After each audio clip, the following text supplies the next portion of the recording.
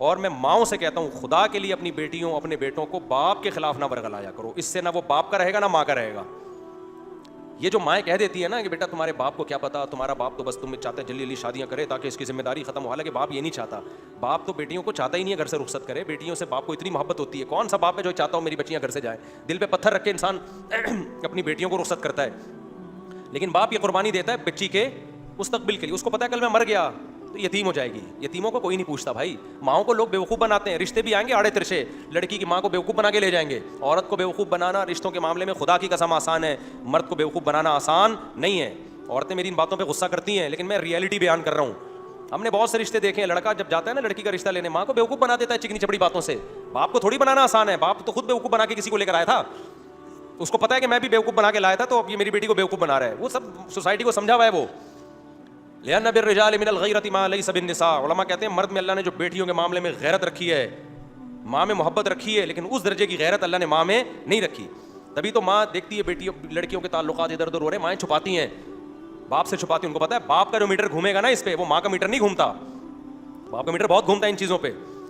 تو اس لیے اللہ نے جو ولی بنایا ہے باپ کو بنایا ہے. تو عزت دار عورت کیا کرتی ہے, بچیوں کو کہتی ہے بیٹا تمہاری پڑھائی اپنی جگہ, لیکن باپ جب کوئی اچھا رشتہ بتا رہا ہے تو بیٹا باپ جو ہے وہ بچیوں کے خلاف کبھی بھی غلط نہیں سوچتا, بچیوں کے حق میں ہی سوچتا ہے. تو جو تمہارے فادر کہہ رہے ہیں, جو تمہارے ڈیڈی کہیں گے, جو تمہارے پاپا کہیں گے, جو تمہارے ابو کہیں گے, جو تمہارے بابا کہیں گے, اور پتہ نہیں کون کون سے ورڈ ہیں آنے والے ہیں ابھی مزید, تو جو یہ کہیں گے بیٹا یہ تمہارے لیے بہتر سوچتے ہیں. بچیاں تو ناسمجھ ہوتی ہیں, وہ اپنی زندگیاں تباہ کر دیتی ہیں.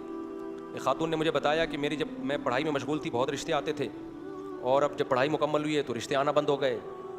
اب وہ بیچاری اس کے لیے بھی ایگری, کوئی دوسری شادی کر لے, کوئی تیسری شادی کر لے.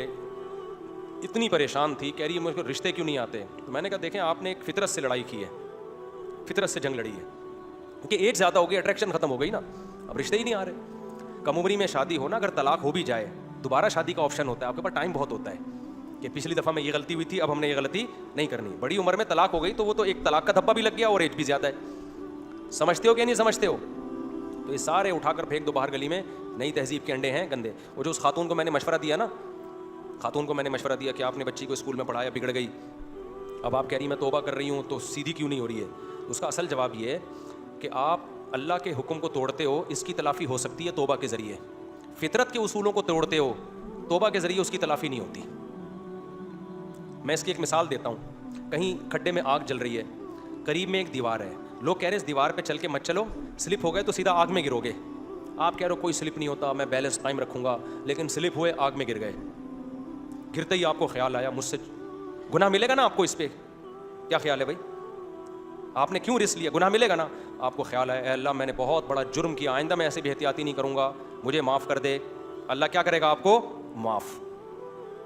پھر آپ کہو اے اللہ مجھے اس آگ سے بھی نکال دے, اللہ کہے گا نہیں, گناہ معاف کر دیا, آگ میں جو گرتا ہے نکلتا نہیں ہے. تو ابراہیم علیہ السلام تھوڑی تو آگ سے نکال دوں, کیوں؟